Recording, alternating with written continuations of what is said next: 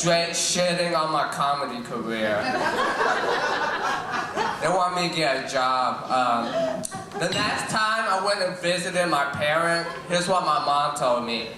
Ty, you need to get a haircut. That's a messed up haircut. No company is going to hire you with that haircut. Well, first off, Mom, I'm not even looking for a job right now. And second, to prove your point wrong, with this haircut, I could get any IT job in Austin.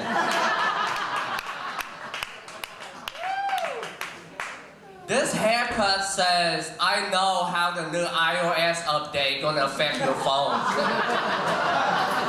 I was meant to do this. God put me here on earth to do this. I mean, why else would He make me terrible at everything else? I was given a voice that only sounds right instead of comedy. You put this voice anywhere else, it sounds awkward. You put my voice on an R&B song, people are gonna start tuning out.